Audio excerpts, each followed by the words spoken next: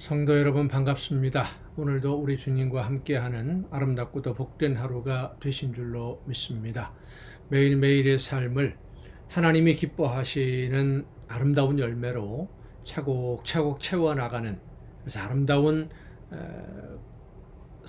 성전으로 여러분의 삶이 세워지는 귀하고도 복된 삶이 계속될 수 있기를 바랍니다. 오늘 우리가 함께 은혜를 나눌 본문 말씀 요한복음 4장 5절부터 9절까지에 있는 말씀입니다. 요한복음 4장 5절부터 9절까지에 있는 말씀 봉독합니다. 사마리아에 있는 수가라 하는 동네에 이르시니 야곱이 그 아들 요셉에게 준 땅이 가깝고 거기 또 야곱의 우물이 있더라. 예수께서 길 가시다가 피곤하여 우물 곁에 그대로 앉으시니 때가 6시쯤 되었더라. 사마리아 여자 한 사람이 물을 기르러 왔음에 예수께서 물을 좀 달라 하시니 이는 제자들이 먹을 것을 사러 그 동네에 들어갔음이러라. 사마리아 여자가 이르되 당신은 유대인으로서 어찌하여 사마리아 여자인 나에게 물을 달라 하나이까 하니 이는 유대인이 사마리아인과 상종하지 아니함이러라. 아멘.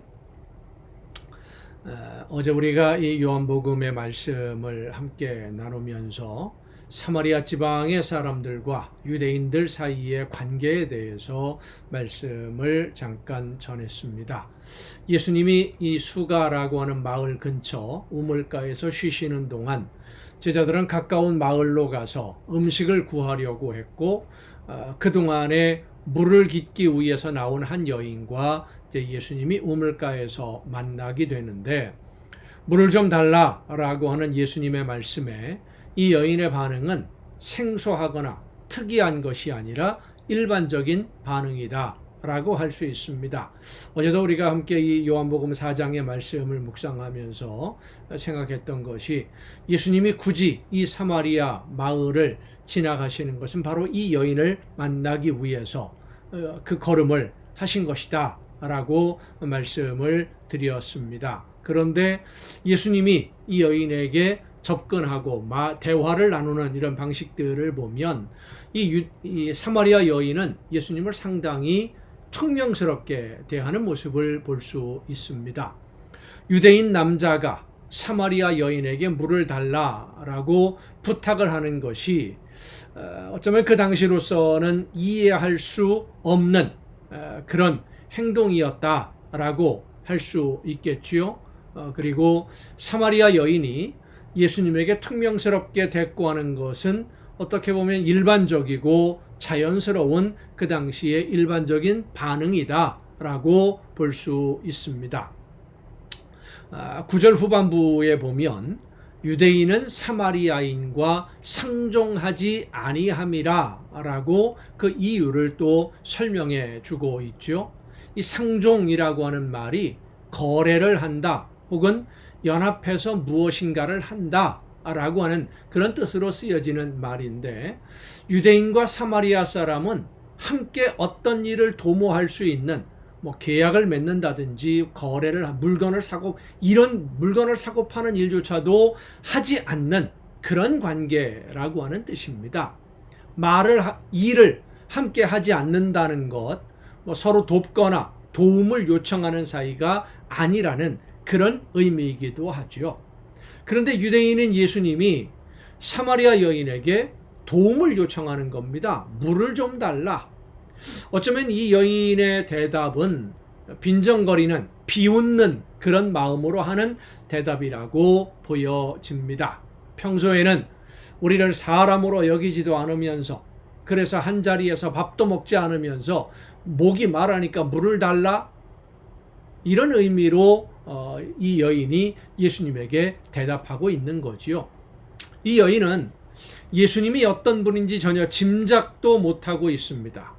이미 유대인 사회에서 예수님은 유명한 사람이 되어 있음에도 불구하고 이 사마리아에는 예수님의 소문이 전해지지 않은 것인지 사마리아 사람들은 유대인들의 소문이나 상황에 대해서 관심이 없었던 것인지 모르겠습니다만은 다른 사람들은 알고 있는데 이 여인만 모르고 있는 것일 수도 있겠고요.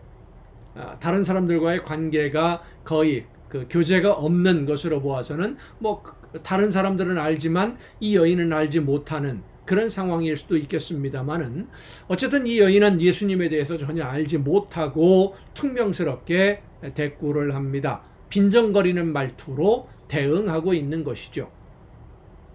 오늘 많은 사람들이 이 여인처럼 예수님에 대해서 안다고 하지만 사실은 알지 못하고 있기 때문에 예수님의 말씀을 들으려고 하지 않고 있고 예수님의 복음을 듣지 않으려고 합니다. 그것은 예수님을 알지 못하는 것이 아니라 어쩌면 하나님의 심판에 대해서 알지 못하기 때문에 예수님의 말씀을 듣지 않으려고 하는 것이다 라고 설명할 수도 있습니다. 문제는 알지 못하고 있는데 자기들은 필요한 것 다 알고 있다고 스스로 생각하고 있다는 것이죠. 더 이상 배울 것도 없고 들을 것도 없다. 이렇게 생각하고 있는 거예요. 세상에서 가장 지혜로운 사람은 자기가 무엇을 모르는지를 아는 사람. 그게 지혜로운 사람입니다. 무엇을 모르는지를 아는 사람이 지혜로운 사람이고 세상에서 가장 미련한 사람은 자기가 모든 것을 다 안다고 생각하는 사람이 제일 미련한 사람입니다. 무엇을 모르는지조차도 모르니까 나는 다 안다고 생각하고 있는 것이죠. 이 여인은 자기가 무엇을 모르는지도 모르는 사람입니다. 그래서 자기가 알고 있는 것이 전부인 것이라고 생각을 했고 자기가 알고 있는 지식을 바탕으로 유대인인 예수님을 평가했습니다. 그리고 예수님의 말과 행동을 비판하고 있는 겁니다. 성도 여러분, 우리 주위에는 이 여인과 같이 정말 필요한 것, 가장 중요한 것을 알지 못하면서도 마치 자기는 모든 것을 다 알고 있다고 착각하고 있는 사람들이 참 많습니다. 더 이상 필요한 것이 없다. 이런 생각을 가지고 있는 사람들, 하나님을 믿고 예수님을 믿고 할 필요도 없다. 나는 모든 것을 다 알고 있고 다 할 수 있다. 이런 생각을 가지고 있는 거예요.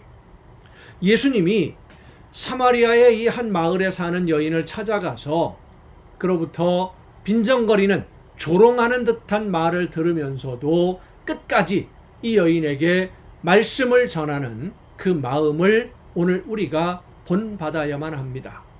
하나님을 알지 못하는 사람들은 예수님을 믿고 성령의 인도하심을 따라 순종하려는 우리의 믿음에 대해서 전혀 이해하지를 못합니다.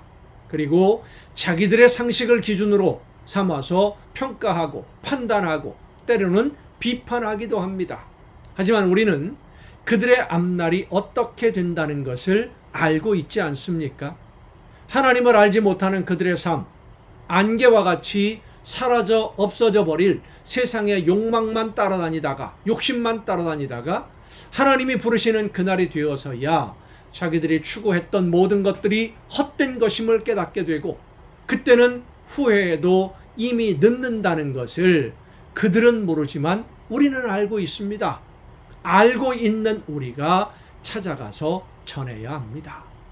아무것도 모르는 이 여인을 찾아가서 말씀을 전하신 예수님처럼 하나님이 이 세상을 심판하시는 그날이 반드시 있다는 것을, 이 세상의 모든 사람을 다 심판하시는데 이 세상에서의 시간, 여기서 살고 있는 것이 전부가 아니다라는 것을 알지 못하고 있는 그들에게 알고 있는 우리가 알려줘야 됩니다. 그리고 이 세상에서의 삶에서 하나님에게 완전하다고 의롭다고 인정받을 수 있는 그런 삶을 살아낸 사람도 아무도 없다는 것까지도 우리는 그들에게 알려주어야만 합니다.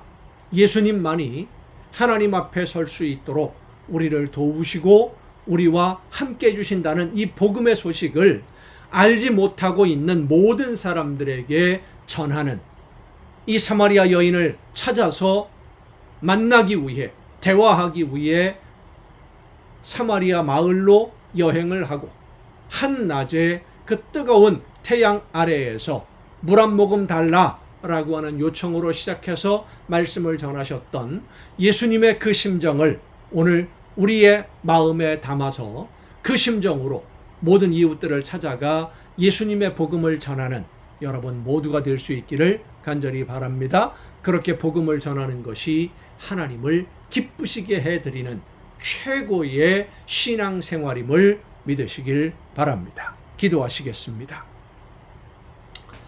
오늘도 은혜와 사랑으로 저희들과 함께 하시며 우리의 걸음을 지키시고 인도하시는 아버지 하나님, 예수님이 사마리아 수가 마을에 한 여인을 찾아가서 그에게 말씀을 전하시는 그 심정으로 오늘 우리의 이웃들, 하나님을 알지 못하고 예수님을 알지 못함으로 인해서 눈앞에 있는 세상의 것들만 바라보며 열심히 따라가다가 결국은 헛된 연기처럼 사라져버릴 우리의 모든 이웃들에게 하나님이 원하시는 것이 무엇인지, 예수 그리스도의 복음을 알지 못하는 저들에게 저들을 위해서 예수님이 주신 것이 무엇인지를 전하는, 그래서 함께 하나님의 나라를 향해 걷는 우리 모두가 되게 하여 주시옵소서.